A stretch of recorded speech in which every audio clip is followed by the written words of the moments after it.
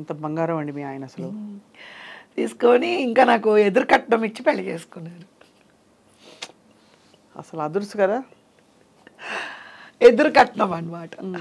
So మా why not, బంగారు తల్లి ఇంత సక్సెస్ఫుల్ చిన్న వయసులో గలగలగల అని ఉంటారు ఎప్పుడు. ఇంకేం కావాలి చెప్పండి ఆయనకి, అంతే కదా.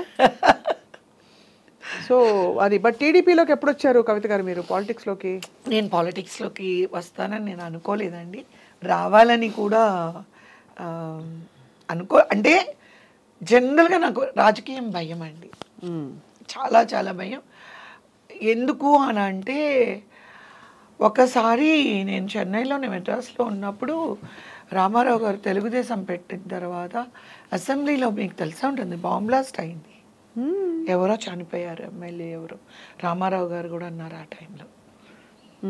అది చూసిన తర్వాత అమ్మో రాజకీయాలు, రామారావు గారు ఒక ఆర్టిస్ట్గా ఎంత హ్యాపీగా ఉన్నారు, పాలిటిక్స్కి వెళ్ళి ఎంత సఫర్ అయ్యారు, అయ్యో అమ్మో అని భయపడ్డాను అనమాట. సో ఒకరోజు నేను జయప్రద గారి ఇంటికి వెళ్ళినప్పుడు తను చెప్పింది, నేను రాజకీయంలో కంటే నేను అన్నాను, అయ్యో అక్క వెళ్ళొద్దు, వెళ్తే ఈ బాంబ్లా తెలియదు కదా నాకు, ఈ బాంబ్లాస్ట్లు ఇవన్నీ ఉంటాయి, డేంజరు, పాలిటిక్స్కి వెళ్ళొద్దు అని నేను పెద్ద అడ్వైస్ ఆవిడకి. ఆవిడ పాలిటిక్స్ రాకముందు సంగతి చెప్తాను. అంత భయం అన్నమాట నాకు పాలిటిక్స్ అంటే. బికాస్ అక్కడ ఏంటంటే నీతి నియమాలు ఉండవు అనేది ఎక్కడో ఒక ఫీలింగ్. మనం సేవ చేయాలనుకుంటే రాజకీయాల్లోనే ఉండక్కర్లేదు, మనం ఎక్కడైనా సేవ చేయొచ్చు అనేది ఒక ఫీలింగ్. ఈ ప్రాసెస్లో నేను హెల్పింగ్ హ్యాండ్స్ అని ఒక ఎన్జిఓ స్టార్ట్ చేశాను. It is a multiple NGO. దీనికే చేస్తాను అనేది కాదు. ఒక బాండెడ్ పేరెంట్స్ ఉంటారు, బాండెడ్ కిడ్స్ ఉంటారు, or they have some rehabilitation kids, or ఆర్థికంగా స్తోమత లేని వాళ్ళు ఉంటారు చదువుకి పెళ్ళికి. So I want to do multipurpose ఇది అని స్టార్ట్ చేసి I started serving everybody. Medical కూడా, హెల్త్ అన్నీ చేశాను. ఎవరో మీలాంటి వాళ్ళు ఒక సజెషన్ ఇచ్చారు. అప్పుడు రాజశేఖర్ రెడ్డి గారు సీఎంగా ఉన్నారు. కవిత గారు అంటే నేను ఆ టైంలోని డౌన్ సిండ్రోమ్ స్కూల్స్కి అనుకుంటా ఎక్విప్మెంట్స్ ఇచ్చాము కదా, ఎక్విప్మెంట్స్ వాళ్ళకి ఏమంటారండి ఫిజియోథెరపీ ఎక్విప్మెంట్స్ నేను సప్లై చేయడం జరిగింది. ఆ టైంలో నన్ను చీఫ్ గెస్ట్గా పిలిచారు. పిలిస్తే ఒక father and mother and they have both children, so Down syndrome children అన్నమాట. So and that is the day, you know, it was so painful. The kids are very big children. I know enta vallu aa pillalni penchadaniki how much they might have parents suffered. chaala kashtam andi, manas kashtam. So I felt yes, I have to be with this kind of people and help them out. Ante nenu edo కోటీశ్వరాలని కాదు, suppose నా దగ్గర 10 రూపాయలు ఉంటే మీరు 5 రూపాయలు అడిగితే I feel like giving. అలా 5 రూపాయలు ఉంటే మీరు 3 రూపాయలు అడిగితే ఇవ్వగలను, మీరు 10 రూపాయలు అడిగితే నేను ఇవ్వలేను. సో బికాస్ ఇదే కనుక మా వారు ఎర్న్ చేస్తున్న టైం కనుక అయితే ఆ టైంలో మీరు నమ్మినా నమ్మకపోయినా you can go to Chennai junior artist అసోసియేషన్కి 50,000 డొనేషన్. ఆ రోజు 84లో నేను 50,000 డొనేషన్ అంటే చాలా పెద్ద amount. It is about my 3 movies remuneration. 3 సినిమాలు నేను యాక్ట్ చేస్తే నా రెమ్యునరేషన్ ఇస్ 45,000. మా హస్బెండ్తో చెప్పి మీరు ఒక పార్టీ ఇస్తే 1,00,000 రూపాయలు ఖర్చు పెడుతున్నారు, డోంట్ డూ దాట్. తాజ్ హోటల్లో అందరికీ మీరు మందు పార్టీ ఇచ్చారంటే 50 లక్షలు ఖర్చు పెడుతున్నారు, మీరు చేయకండి, ఆ డబ్బు నాకు కావాలి. ఎందుకు అని అడిగారు. జూనియర్ ఆర్టిస్ట్ అసోసియేషన్కి 50,000, ఫైట్ మాస్టర్ అసోసియేషన్కి 50,000, లైట్ మెన్ అసోసియేషన్కి 50,000, అట్లాగా వాళ్ళు ఎంత కష్టపడుతున్నారు, ఇన్ని బాధల్లో ఉన్నారు. వాళ్ళకి నేను నా కంట్రిబ్యూషన్, నేను ఇండస్ట్రీలో అన్నా ఫ్యాన్ పోవడం అన్నా అంటే లైట్ మ్యాన్ పరిగెత్తుకుంటూ వెళ్ళి, అది 100 కిలోలు బరువు ఉంటుంది ఆ ఫ్యాను, భుజం మీద వేసుకొని మా కోసం ఆ ఫ్యాన్ పెట్టి ఒక్కొక్క లైట్ భుజం మీద వేసుకొని ఒక్కొక్కటి 50 కిలోస్ 60-70 కిలోస్ లైట్స్ మోస్తారు వాళ్ళు లైట్ మ్యాన్లు ఆ రోజుల్లో. ఆ పైకి ఎక్కి అక్కడ కూర్చొని అలా నిద్రపోతుంటే రాత్రంతా నాకు టెన్షన్ వచ్చేసేది. వాళ్ళని చూసి అనే కీళ్ళే రంగంగానే ప్లీజ్ అనే కీళ్ళే రంగంగానే బతిమలాడుకొని ఎప్పుడు చూసినా అలాగే అయ్యిందండి. రజనీకాంత్ గారు నేను వాహిని స్టూడియో షూటింగ్లో ఉంటే ఐ విల్ నెవర్ ఫర్గెట్, మా మేకప్ మ్యాన్ వాళ్ళందరూ వచ్చేసి నా కళ్ళు ఇలా మూసేసి నన్ను అట్లా పట్టుకొని తీసుకొని వెళ్ళిపోయారు. నేను రజనీకాంత్ గారు మేమంతా వాసు గారి డైరెక్షనే సెట్లో ఉంటే ఆయన నిద్రపోయి పడిపోయారు. నేను ఏంటి అనే లోపలే మా వాళ్ళు గబగబా లాక్కొని ఆ షెడ్యూల్ క్లోజ్ చేసేసారు. ఆ షెడ్యూల్ వాణి స్టూడియో వాళ్ళదే ఓను. ఏం జరిగిందంటే కూడా మా మేకప్ మ్యాన్, హెయిర్ డ్రెస్సరు, మా అసిస్టెంట్, మా మదరు ఏం లేదు షెడ్యూల్ ఏదో లైట్ పడిపోయింది, షెడ్యూల్ క్యాన్సిల్ అన్నారు. ఆ తర్వాత నేనే అయితే అందరూ నన్ను ఎలా అంటే ఎప్పుడు చూసినా నన్ను అప్పుడే పుట్టిన పాపలాగా నేను కొర్రుకోండి పొమ్మ అంటారు, నాకేం చెప్పరు. సో ఇలాంటివన్నీ చూసి ఇప్పటికీ కూడా నాకు నేను ఎప్పుడు షూటింగ్ చేసినా కూడా ఏ సినిమా చేసినా రీఎంట్రీలో end of the schedule, end of the movie closing టైంలో అందరికీ బట్టలు కొనిస్తానండి. టెక్నీషియన్స్కి, లైట్ మెన్లకి. టీవీ సీరియల్లో కూడా ఇస్తాను నేను. సపోజ్ ఈ టీవీ సీరియల్ నేను కంటిన్యూస్గా చేస్తున్నానంటే ఐఎమ్ నాట్ రిచ్. మా వారు ఉన్నప్పుడు ఎస్, మా వారు బిజినెస్ చేసేటప్పుడు ఎస్, బట్ ఇప్పుడు he lost lot of money and in business he lost lot of money, almost 140 పైనే. ఓకే, మళ్ళీ మనం మాట్లాడుకోకర్లేదు. Okay, money is not everything. 100 కోట్లు పోయిందా? ఆల్మోస్ట్ ఒకేసారి 132 crores పోయింది మీ వారిది. పాండిచేరిలో, రాజమండ్రి, నర్సాపురంలోని. అది పెద్ద దెబ్బ అయింది మాకు. అది ఏ ఇయర్లో?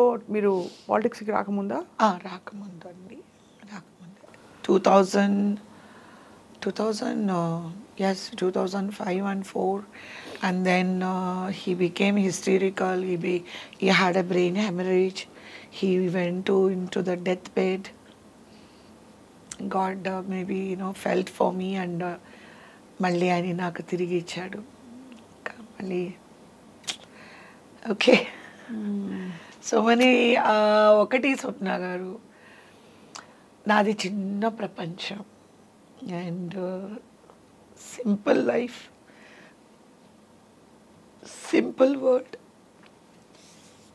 చిన్న ప్రపంచం నాది.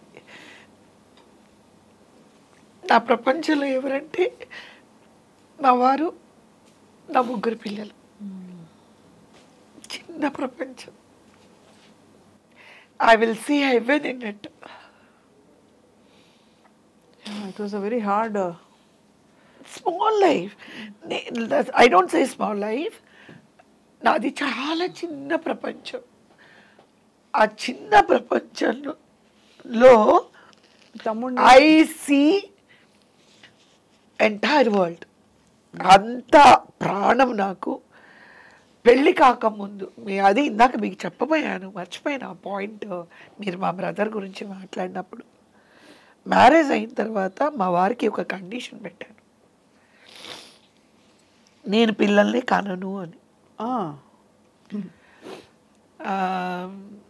మెయిన్గా మా అత్తగారే 1 year లోపల, అదే ఇమ్మీడియట్గానే ప్రెగ్నెంట్ అవ్వాలి, అప్పుడే పిల్లలంతా హెల్తీగా ఉంటారు మా అత్తగారు చెప్తే నేను ఆవిడతో ఏం మాట్లాడలేదు. మా మదర్ కూడా ఫెల్ట్ ద సేమ్ థింగ్. నేను మా వారితో అన్నాను, with 1 condition, I'll get married and I don't want to give birth to children. ఆయనకు అర్థం కాలేదు ఏంటి అని, ఎందుకు అలా చెప్తున్నాను అని. ఆయన ఏదో జోక్ చేస్తున్నాను అనుకున్నారు. పెళ్ళైపోయింది. దెన్ మా మదర్తో కూడా చెప్పాను, అమ్మ నేను పిల్లలంతా నేను కాలను అని. ఎందుకు అని అంటే, పుడితేనే కదా చనిపోతారు, పుట్టకపోతే చనిపోరు కదా.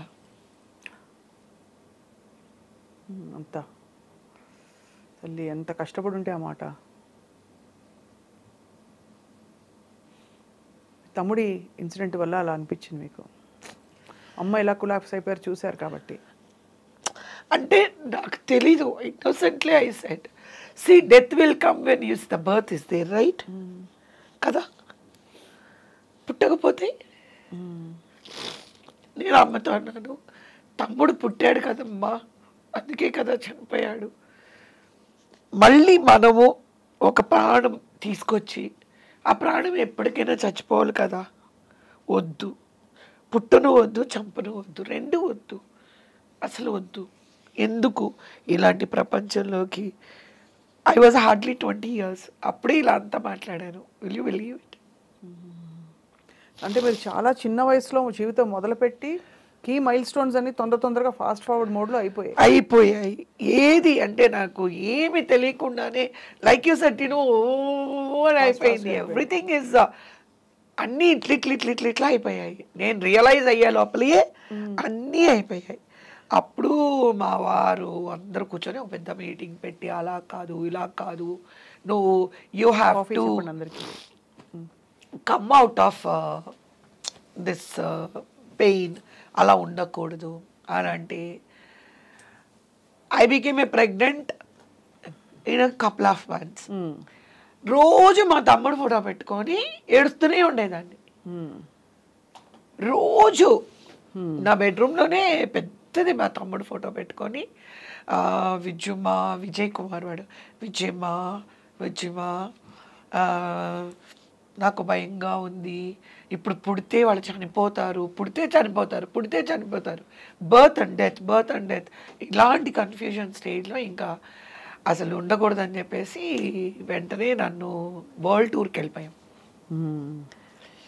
వరల్డ్ టూర్, అది ఆ ఫోటో చూసి అలా ఫీల్ అవుతున్నాను. వరల్డ్ టూర్ వెళ్ళి తర్వాత యాక్చువల్గా మా పాప పుట్టిన తర్వాత everything is changed in the sense which my first kid brought so much of a joy, so much of a life in me, and 24 hours you are occupied as a mother, not a minute job. మాకేంటంటే మా వారికి is dead against on ఆయమ్మాస్, traditional బాగా ఆయమ్మ పెంచడాలు. నాకు ముందే చెప్పారు delivery అయిన తర్వాత, కవి you don't give the kids to the servants should not touch my children, they should not even put there finger on my kid, you take help from them. వాళ్ళు పెంచకూడదు, వాళ్ళ చేతిలో పిల్లలు ఉండకూడదు. మా అత్తగారు కూడా అదే చెప్పారు, మా అమ్మ అదే చెప్పారు. సో ఏమైంది, 24 hours being with the kid brought so much of Joy in me, so much of happiness in me. Ala, I was,